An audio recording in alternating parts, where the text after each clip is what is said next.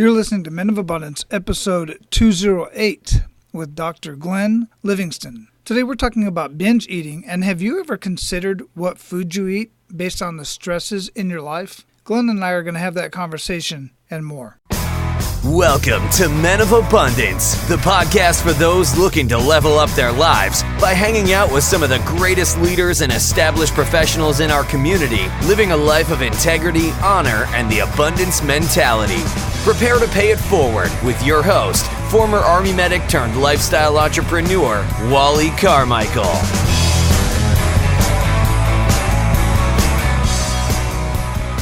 What is going on, Men of Abundance? I am Wally Carmichael, your founder and host of the Men of Abundance podcast, the Pay It Forward community.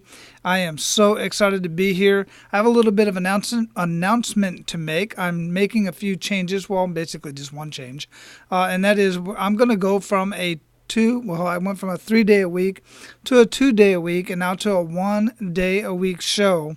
And the reason why is because I've gotten caught up on all the guests that I have, and I have more guests lined up. Of course, I have many recorded already, but I'm going to start trickling them out over 1 day a week for a couple reasons. One, because I'm in the process of transitioning from Hawaii to Tampa, Florida. As a result of that, my schedule is very filled up, along with me traveling, going to spend time with family. I'm not going to be doing any recording or very, very little recording during the rest of June and part of July. I have quite a few conversations already recorded and ready to go. I just need to do the editing and get that out. All that takes time. And on top of that, I'm spending much more time with small business owners and coaching them in business and marketing strategies. Now look, Men of Abundance is definitely not going away. I'm just going to be launching 1 day a week show instead of 2 because it's extremely time consuming. One for the interviews, which I absolutely love to do. I'll do that regardless of whether I was recording them or not. But doing the editing and the show art and the show notes and all that kind of stuff, everything else, it really adds up. The time adds up. So I have to allocate and manage my time where it's more important right now in my time in my life, where I want to spend time with family and I want to build my coaching business. Now, this is a lesson in time management, and this is a lesson in balance. There's never really true balance in your life.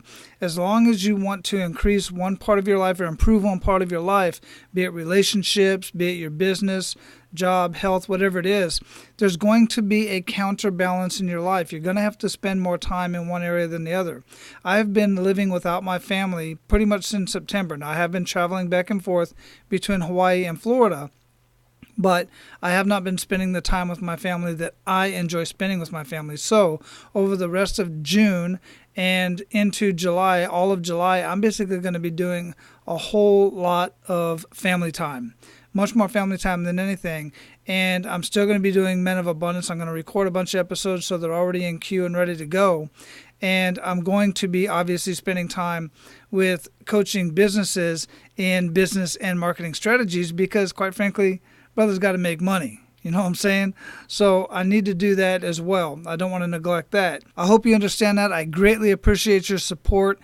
Now, at some point, once I get back in the swing of things, get the coaching business rolling really good, get time back with the family, then I may go back to a 2-a-week show. Who knows? Maybe even a 3-a-week show, but let's not push it.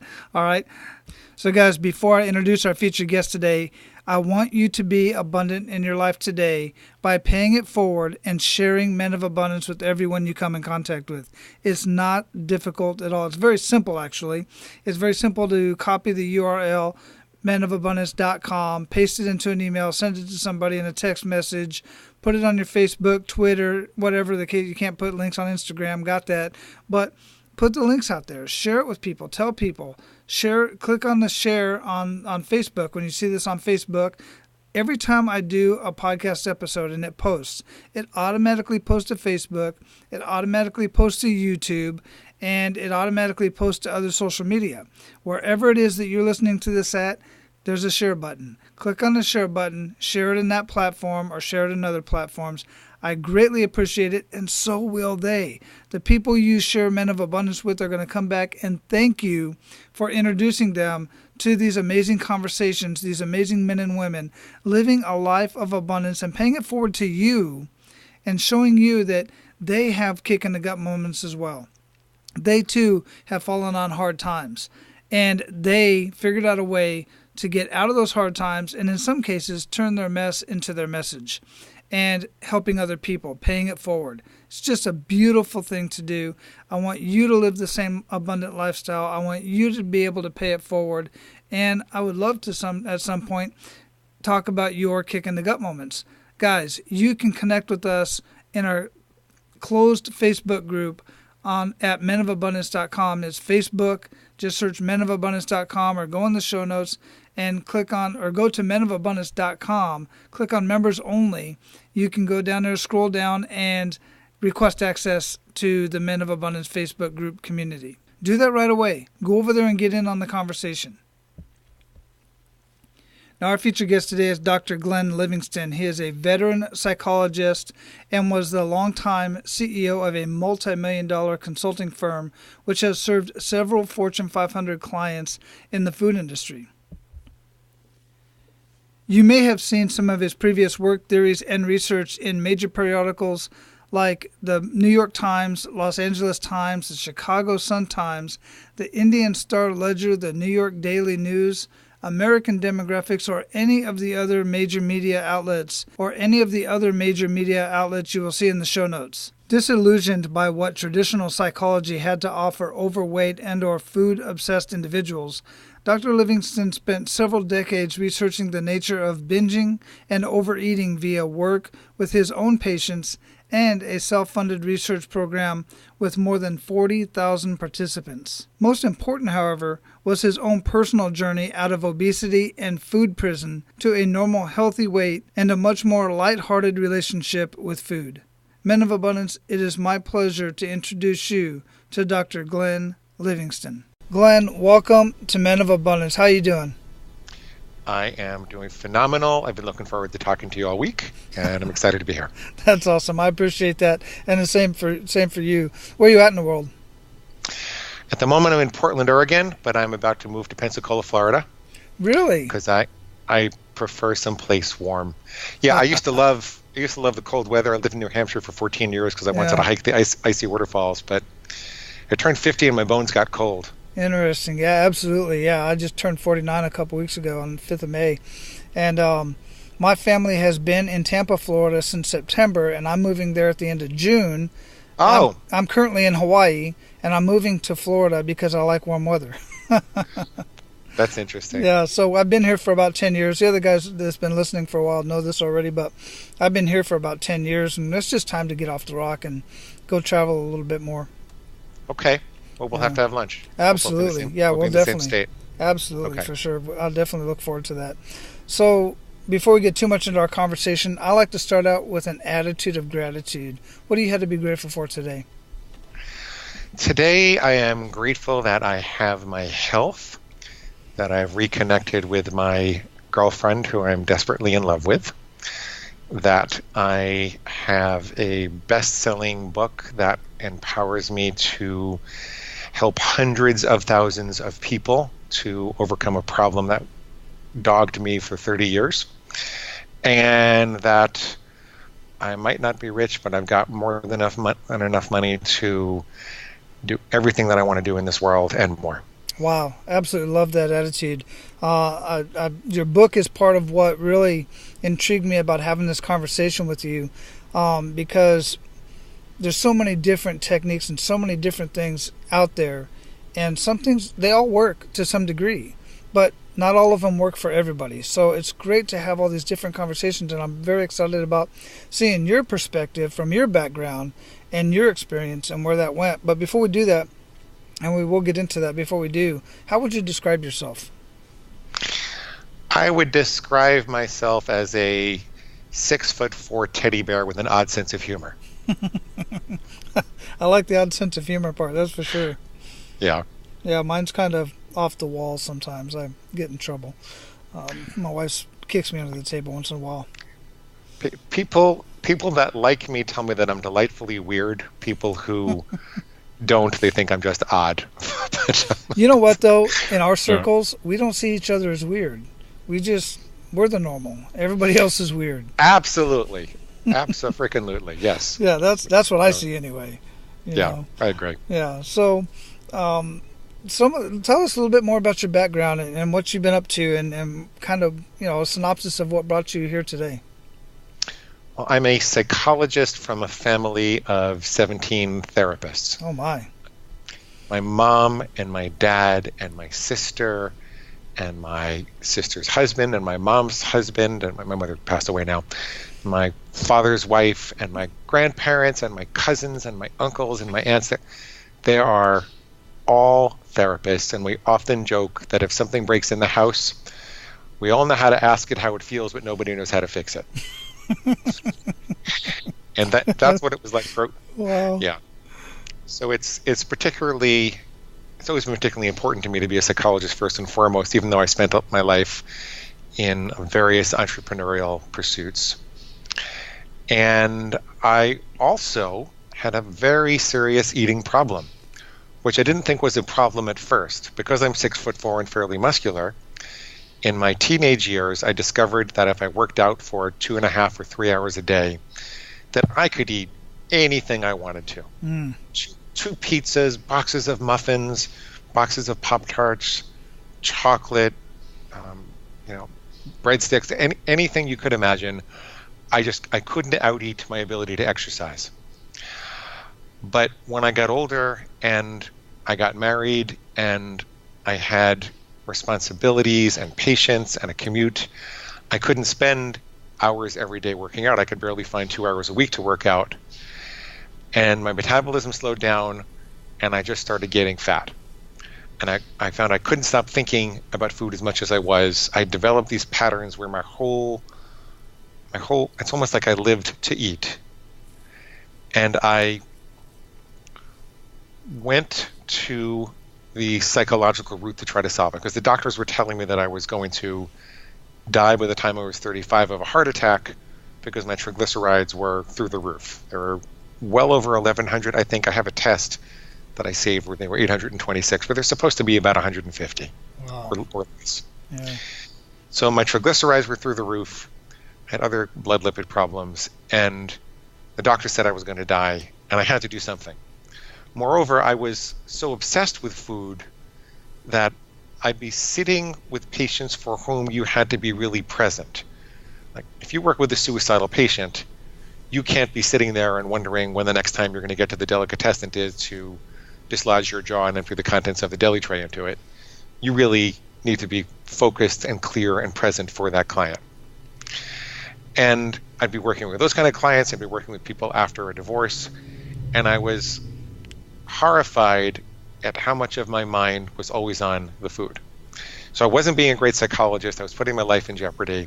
And I was not in a great marriage also. So things were very stressful. Being from a family of psychologists, I went to every psychological vehicle you could imagine. I went to the best psychologists in New York City because I knew a lot of them. I went to eating disorder specialists. I went to a psychiatrist to take medication. I went to Overeaters Anonymous.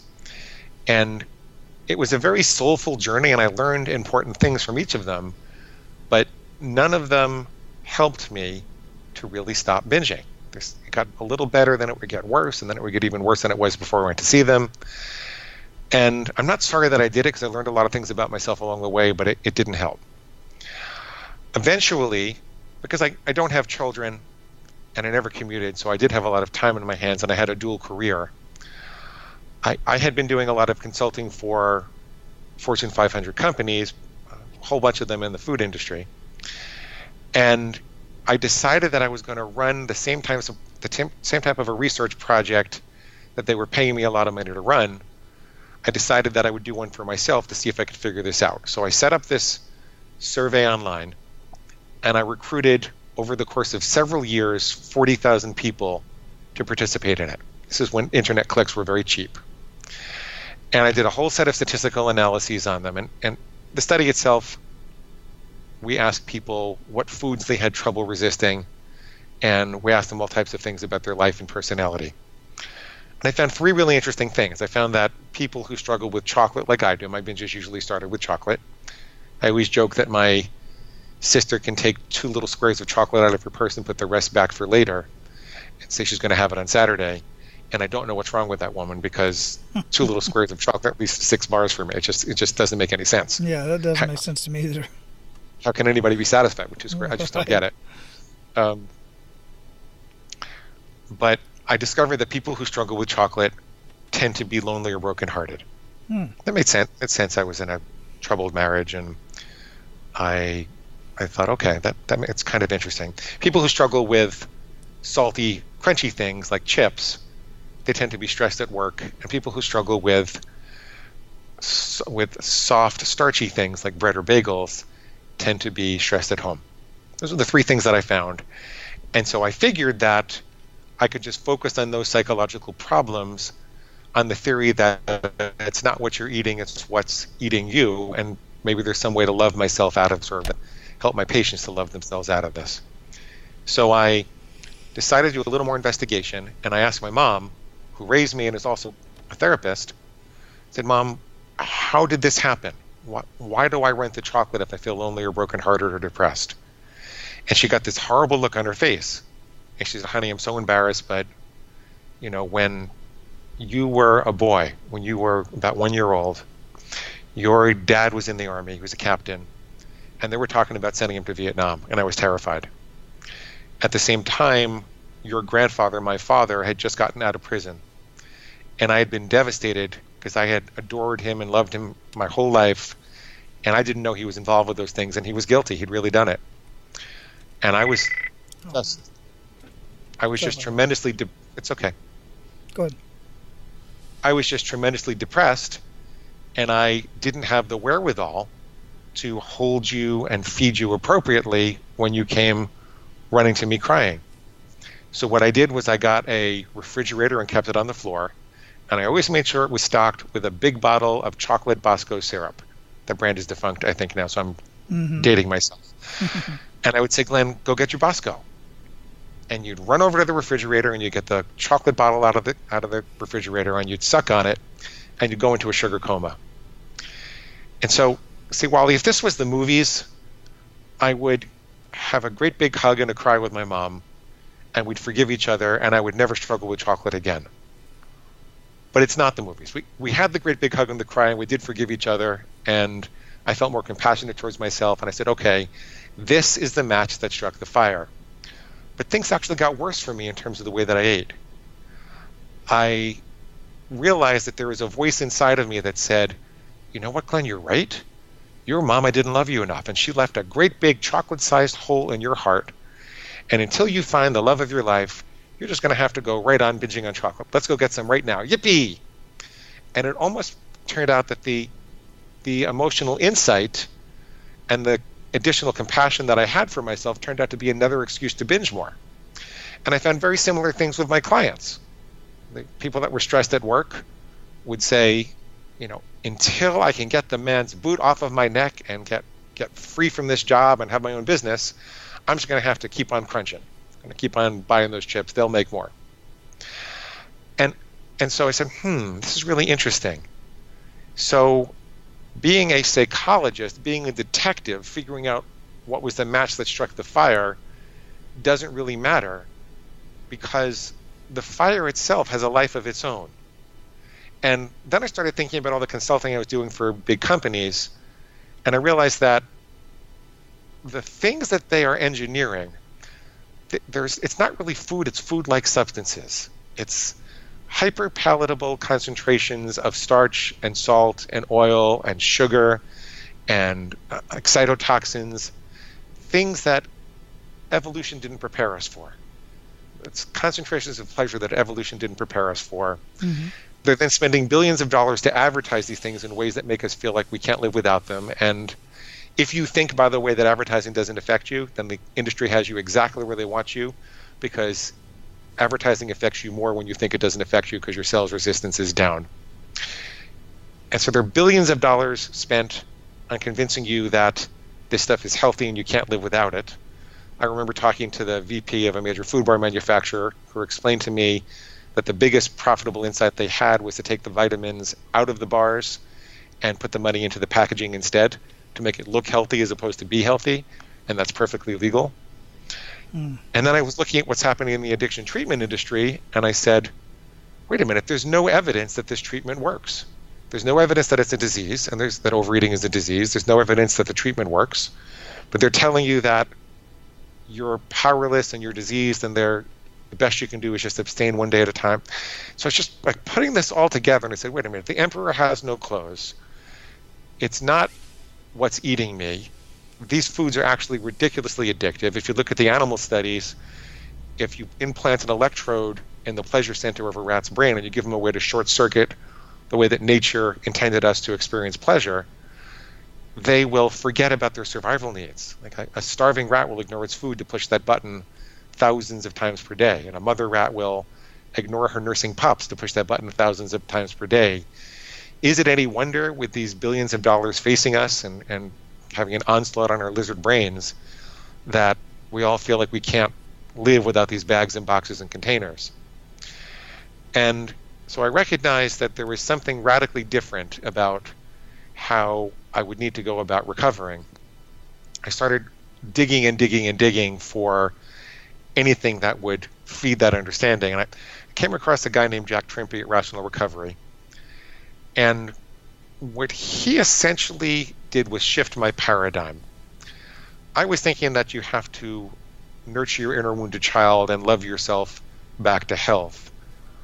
But what he pointed out was that the seed of addiction is in the lizard brain, the earliest neurological structure to evolve in mammals. And the lizard brain, and now I'm kind of leaving his theory and explaining it in the way that I want to, the lizard brain doesn't know love. When it looks at something in the environment, it thinks, do I eat it, do I mate with it, or do I kill it? It's eat, mate, or kill. There's no love there. There's no respect for long-term aspirations and goals. There's no respect for tribe or community or family. There's no respect for creativity or spirituality or art or delay of gratification or strategy. It's all eat, mate, or kill. And if your paradigm is that you have to love yourself more when the lizard brain gets activated, because that's what, the chocolate bars and Doritos and everything are targeting. If that's your paradigm at the moment of impulse, no wonder you feel like you've changed your mind again. No wonder you studied a diet book all weekend and decided that you're going to commit on Monday morning only to, give in when there's a big hairy chocolate bar at Starbucks during your lunch break. And he said, what you really need to do is dominate this thing the way that like an alpha wolf dominates the challengers for leadership. It's not a matter of loving yourself back to health. It's more like capturing and caging a rabid animal and controlling it. And so I totally shifted my paradigm. And so this is the embarrassing part. And I never thought I'd be talking about this. I always thought this was very private. I decided I was going to give my lizard brain a name. I was going to call it my inner pig. I decided I was going to draw lines in the sand and say, okay, I will only ever have chocolate on a Sunday again. Then I decided that any little voice I heard in my head that suggested that I might have chocolate on anything other than a Sunday was going to be pig squeal, and that the chocolate itself would be pig slop. And all I did was a very primitive thing. I said, well, I don't eat pig slop. I don't know that farm animals tell me what to do. And as crude as that sounds, as ridiculous as that sounds for a sophisticated psychologist that did millions of dollars of consulting and spent 30 years studying and going to all the best people, that's what started to give me the extra control that I needed to wake up and remember who I was and the kind of person that I wanted to be around food. And, long story short, it wasn't a miracle. It took some time. I experimented with different rules. I kept a journal for 8 years about all the different things that the pig said to convince me to break my rules. And in the end, I got that extra time that I needed to recover. It restored my sense of power. And I was asked to publish the journal, to edit it into a book and publish the journal a couple of years ago. And I did, and it sold 500,000 copies. And now we have a whole business based on it, and it's pretty crazy. So that's what got me to where I am now. Wow, that's a hell of a story. So that book is Never Binge Again. Is that the one you're referring to?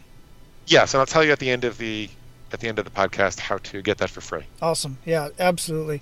Listen, Glenn, I truly dig that story, and I like the fact that you kind of tricked your brain. I always use this kind of analogy, and I know you have much more experience on this, but the brain knows no difference between imagination and reality. And I've used certain things like that as well, but I've never really heard it used in such a context of binge eating or even trying to control your what you're eating, period. It's just amazing. And you obviously studied this. Is this what you put the other 40,000 people through? No, the 40,000 person study was the study about chocolate and loneliness. Yeah, that was in 1998, something like that. Mm-hmm. Yeah.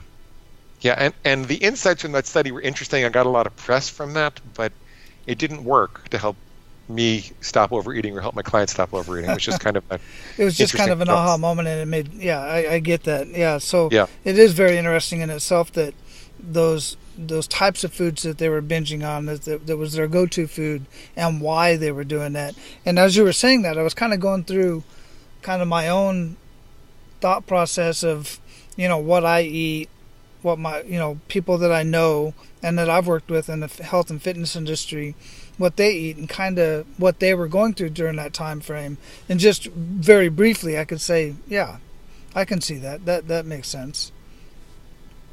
It worked. Yeah. It worked. Yeah. Very cool. Yeah, very cool. So you mentioned a lot of stuff there, and it sounded like there's a couple kick in the gut moments in there and some aha moments, but I don't want to put words in your mouth. What kick in the gut moment really kind of pushed you into doing what it is you're doing now, or did it at all? I mean, it's interesting. I joke with people that I have completed my midlife crisis now officially, because as I was publishing the book, I was also getting divorced and having to let go of every other business that I was involved with. And that was a kick in the gut. So I knew that to that point in my entrepreneurial life, I was doing too many things. If you look at my resume, it's extraordinarily successful. But in actuality, it's almost like I've got the Midas touch in terms of building things, but I would always get dissatisfied and tear it down for some reason. So I didn't really have the success that I'd wanted to have. So recognizing that I got divorced and I really needed to stop diversifying myself so much and put myself into something I really believed in wholeheartedly and fully, and like ride that horse for a good 10 or 15 years at minimum. I had that. So there was the divorce was a kick in the gut. I also think that the kick in the gut to change my eating, I mean, I had a number of kicks in the guts to try to change my eating. I just didn't have the information to do it in the right way. So I remember I never lost a patient. Even though I work with a lot of suicidal people, I never lost them. I actually wound up specializing in working with suicidal adolescents for a long time, and as long as their family would work with me, I seemed to be able to work it out. But I remember there was a woman that I was fond of who made an attempt. And I thought to myself, well, during that session, I was thinking about pizza and chocolate, and I was really not 100% present with her. And I remember thinking that I could have prevented the attempt if I hadn't been so obsessed with food. And that was a real kick in the gut that got me to say, okay. At the time, I thought the next solution was to take medication, because I'd been resistant to taking medication. And I said, okay, I'm going to try to take medication now because I can't let this happen. Mm-hmm. The information just wasn't there. If I'd had the right solution, I think I would have gone after it. Right. So what are some good news stories that's come specifically out of the book and out of all those people? Obviously, you sold that many books. Somebody must have gotten something out of it if it was just growing like that and just being spread out so much. I get notes from people all the time who've lost 100 pounds or more, and that's always gratifying. What's more gratifying to me are the notes from people who've lost 20 pounds and are no longer obsessed with food and feel like they have their life back. Sometimes I get notes from people who just stopped binging and just feel healthier. Maybe they reversed their diabetes, or maybe they didn't have any major physical change, but they now feel like they've got more energy and more presence of mind to be with their children and their spouse, and they feel more confident to go on job interviews. And if anybody here has been involved with binge eating, I'm not talking about just overeating beyond your own best judgment, which this book can definitely help you with that. This book can help you to stick with any diet, even if you're just a few pounds overweight and even if you don't have a major binging problem. But people who are utterly obsessed with food, where you eat past the point of being full, and sometimes you even eat past the point where your teeth are bleeding. Wow. It's a nightmare. It's a nightmare. You feel like you don't have a life. You feel like food is your life, and you just want to get away from it and get back to, you want to get back to your original self and all your goals and dreams and all the people that you love. And honestly, the most gratifying notes that I get are from people whose sense of hope and enthusiasm has been restored in life because they found this weird technique that gives them a power that nobody else to that point had given them. That's the most gratifying moment for me. Yeah, I mean, it sounds like being in prison, and you basically just set them free. You give them the knowledge. They set themselves free ultimately, I believe, but you give them the knowledge to do that. What's really funny is that it's all common sense. There's just so much obfuscation and mythology in our culture about what addiction really is, but it's all common sense. Yeah. And I'm a good narrator. I have the authority and credentials to get up on the stage and have people listen to me. And I have enough years studying marketing to know how to tell the message in a way that's persuasive. But basically what I'm telling people is get clear on what healthy eating means to you, put it in language, set it up in rules as opposed to guidelines. We can talk about why that's so important, because there's a real mythology that says we should use guidelines instead of rules. Rules instead of guidelines. Focus yourself on that. Make sure you have a really clear bullseye. Then commit with perfection, but forgive yourself with dignity. So when you're aiming at the bullseye, you need to see the arrow going into the target before you let it go. So you're not saying, well, maybe I'll have chocolate, maybe I won't. You say, well, no, I'll never eat chocolate on other than a Sunday again. And that's just an example, by the way. It's nothing wrong with chocolate for some people. Right. And I say, then amplify your motivation. Ask yourself why you want to do this and what happens if you don't.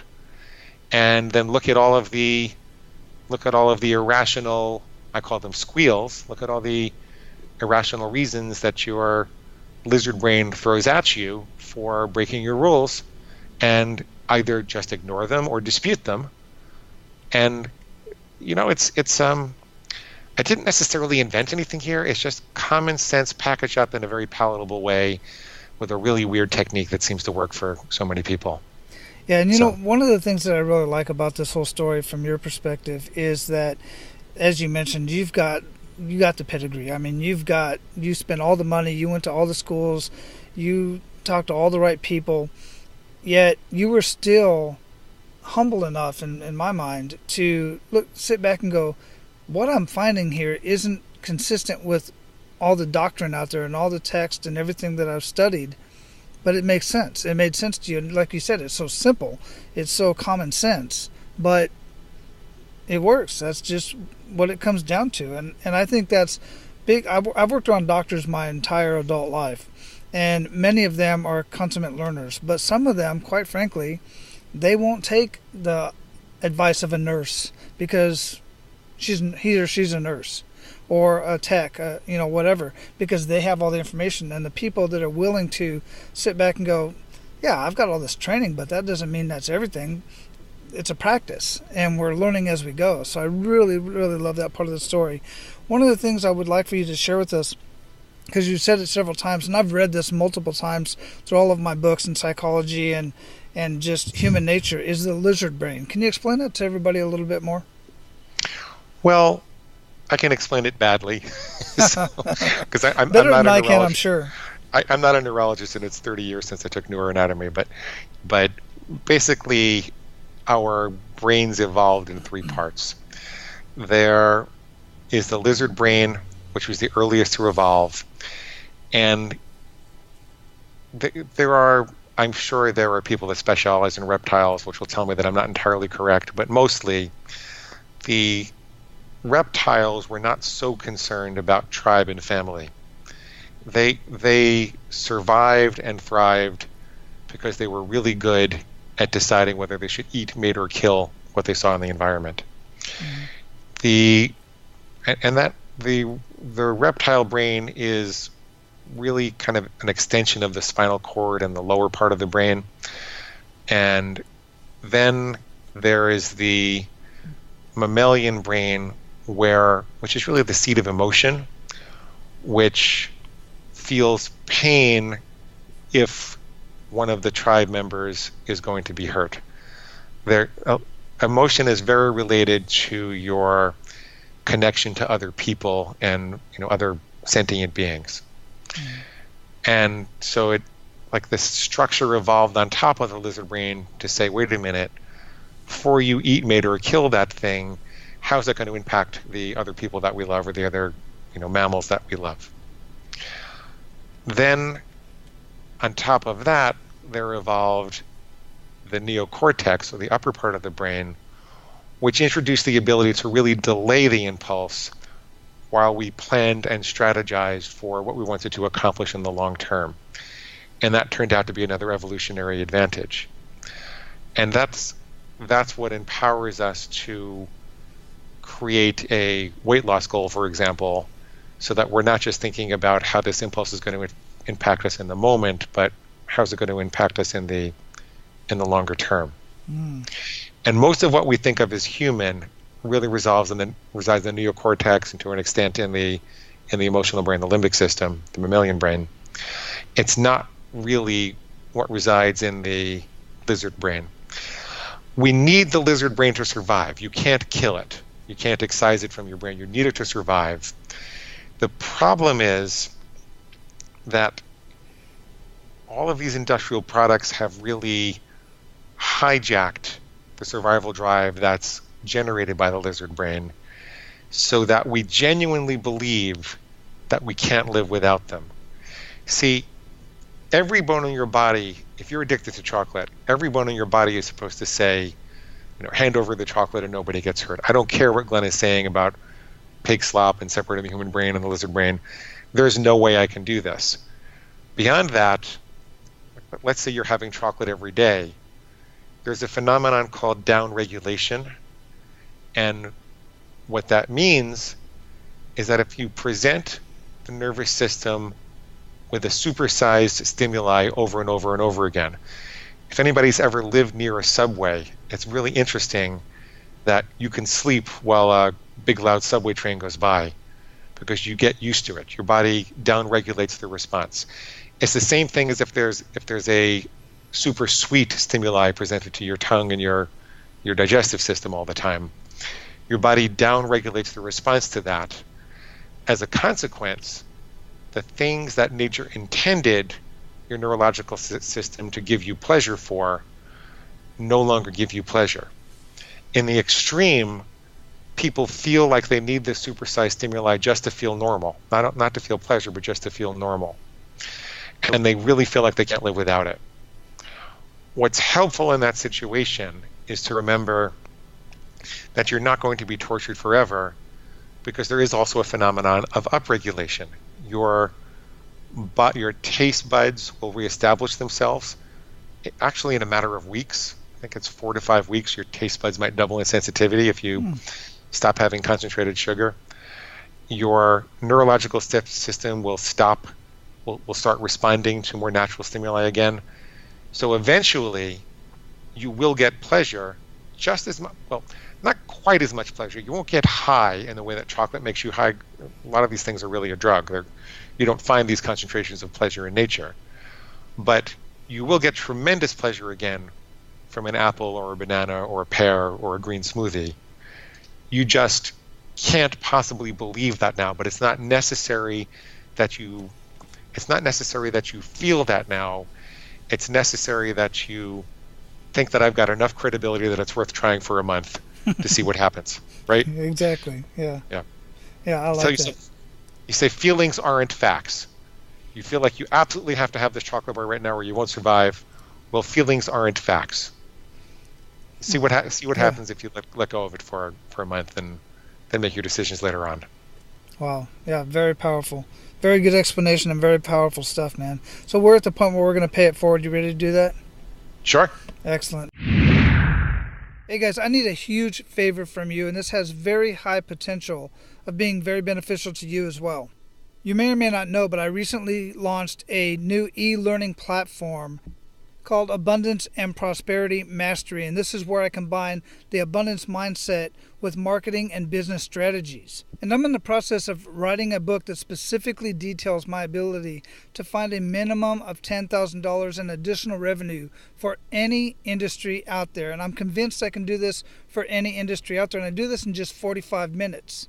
And this is a service that I'm currently offering to select clients. So what I'm asking of you as a Men of Abundance listener is if you would consider letting me perform this service for you in your industry, especially if it's an industry I have not worked in yet, and then just use your results as a future case study in my book, either under your business name or anonymously. And again, as a Men of Abundance listener, I won't charge you anything for this service, and all I ask in return is your written permission to use your results from my book. And if I impress you, maybe just a brief testimonial I can use as well. If you're willing and ready to do that favor for me, then send me an email to info@apmasterycoach.com. That's Alpha Papa masterycoach.com, and in the subject line put 10K book, and then in the body of the email just put a brief description of what your industry is and maybe a few of your biggest challenges. I will then get back with you with a calendar link so that you and I can get on the line and I can show you how I can find $10,000 of revenue in your business in 45 minutes. And as an added bonus, just for helping me out, I will share with you the 3 biggest lead generation mistakes small businesses make and how to overcome every one of them. All right, let's get back to the conversation. So share with Men of Abundance 1 to 3 actionable steps that they can take today. Sit down and ask yourself what your single worst trigger food or trigger behavior might be. For me, it was chocolate. For some people, it's a behavior. For example, I've got people who will make a rule that says, I will never eat standing up again, or I'll always put my fork down between bites. That can be really powerful. Sometimes you make a rule that's adding a behavior or a routine to your system. So I will always start my day with 32 ounces of pure spring water, or I will always have 5 servings of fruits and vegetables every day. Sometimes it's a conditional rule. I will only ever eat pretzels in Major League Baseball parks again.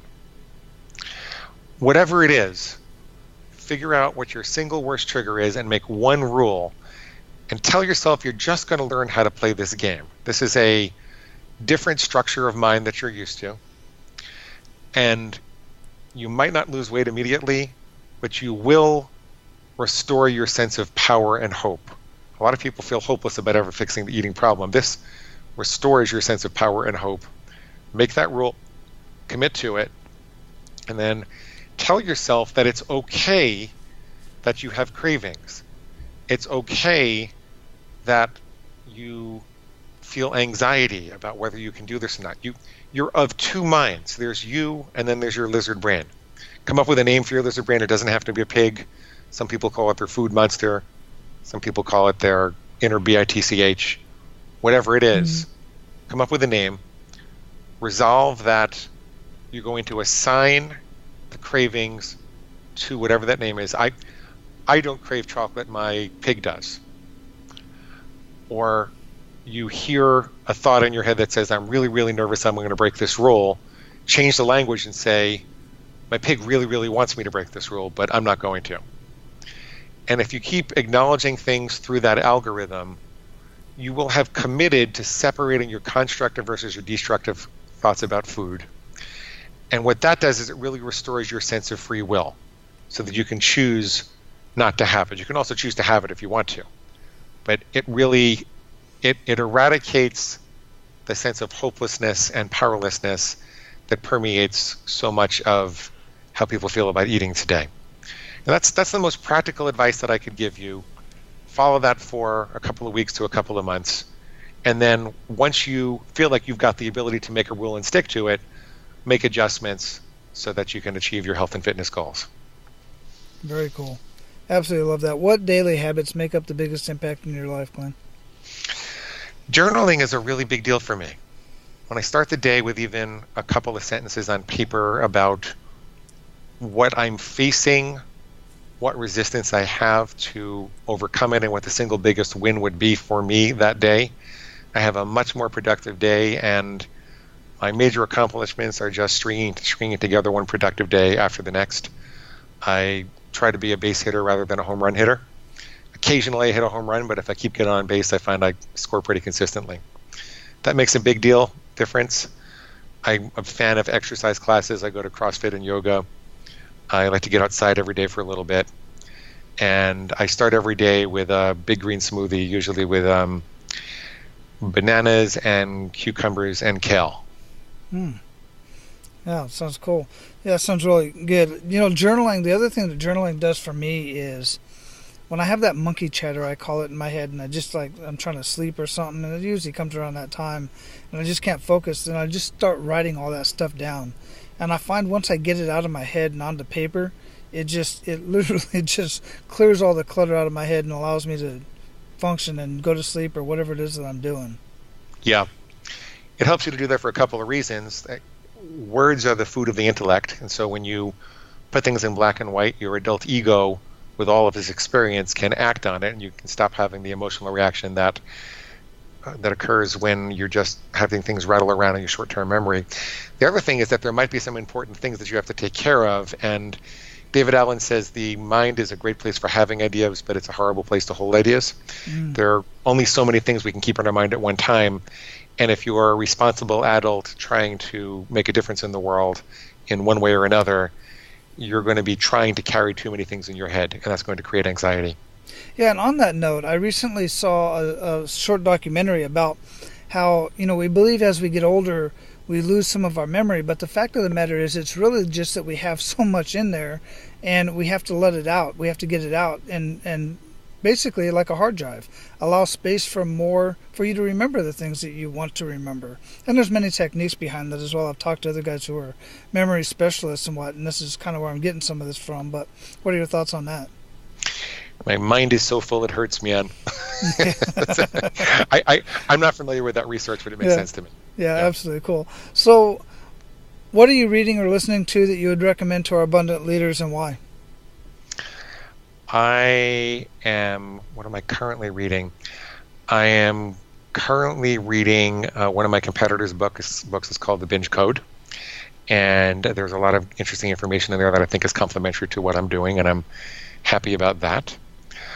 I am also reading Slaughterhouse-Five by Kurt Vonnegut just for something that's fun. And one of my favorite books is How to Lead an Inspired Life by Jim Rohn, which is really a book. It's a book. Yeah. Go on. Explain the book a little bit more. It's been years since I've read it. It's a book about goal setting, but it's written in a very soulful way. And I don't think there's anything radically different about the techniques that he offers, but the book just really gives you permission and captures your soul and the goals that you set and makes you feel like you're living an inspired life. I'll tell you, when I got divorced, I had a 3,600 square foot house on 3 acres, and I had maybe 5,000 books. I decided I was going to give all the books to Goodwill because I wasn't except for the ones that I might read and reread. And I let myself take 10 books with me from New Hampshire to Portland, Oregon, and How to Lead an Inspired Life was one of them. Yeah. With Jim Rohn, is the content is amazing, but it's the delivery. He's really, really skilled at just, like you said, making it just sound like a very peaceful conversation in your head. I just love listening to him and reading his stuff. Like a good preacher. Yeah, exactly. So what do you feel holds most people back from living a life of true abundance, Glenn? Fear. I think Mark Twain said, was it Mark Twain? Said he worried about a million things over the course of his life, most of which never happened. Wayne Gretzky said you miss 100% of the shots that you never take. And I think you put that all together. And I also think people don't understand, this is a Jim Rohn quote, that a life of discipline is better than a life of regret. And freedom sits on top of discipline. Discipline doesn't interfere with your freedom. You can't drive freely through the city without the discipline of knowing the rules of the road. If you don't know to stop at a traffic light or a stop sign, if you don't know who has the right of way, your freedom is going to be radically restricted. You have to know the rules of the road. You've got to study them, and you have to have the discipline to obey them in order to go where you want to go in this world. A jazz musician can't freely improvise unless they understand the structure of music and they've practiced their scales. It's the discipline of practicing the scales and studying the structure of music that empowers them to express their soul. A life of discipline is better than a life of regret. So choose a new discipline and keep adding it to your life month in and month out. And before you know it, you won't recognize the guy in the mirror. Wow. Very, very powerful. Absolutely love that. So what does living a life of abundance mean to you? It means, well, very concretely, it means letting nothing stop me from helping 1 million people a year to stop binge eating. Right now, I really believe that if I do that, that everything else in my life will fall into place. I pay attention to money, but I don't worry that much about money. I am paying attention to love. I guess I still worry a little bit about love, but it's, if I really focus on being the best that I can be to help the masses in this way and give them the benefit of my experience, then I'm the opposite of that would be being frightened of not having enough money or being unloved or being abandoned in some way. But the more that I focus on helping as many people as I can, the more good things seem to come to me. And I don't really need that much. Like I don't have to be a multimillionaire. I probably will be at some point, but I don't really have to be. It's just, I get to work out. There's nature. Mm-hmm. There are people that I connect with. I have great work to do. I'm a lucky guy. Yeah, I feel you on that. Absolutely. I really dig that. So we are definitely going to have neverbingeagain.com linked up in the show notes. And what else did we not talk about today that you want to ensure that our abundant leaders get out of our conversation? Well, I want to tell them what they can get at neverbingeagain.com for free, because it's kind of important to put it all together. This is first of all, you get a copy of the book. So if you go to neverbingeagain.com and you click on the big red button and you sign up for the reader bonuses, we'll get you a copy of in Kindle, Nook, or PDF format of the full book in and of itself. No charge for that. If you want the paperback or the Audible, there is a charge for that, but there's no charge for the electronic format. Mm-hmm. But beyond that, this is a really weird theory in the abstract. It sounds harsh, it sounds crazy, but it's not. And if you listen to me coaching people through it, you will hear how compassionate it is and how well it works. So I've recorded literally dozens of free sessions that you can download and listen to at your leisure in the same way that you listen to a podcast.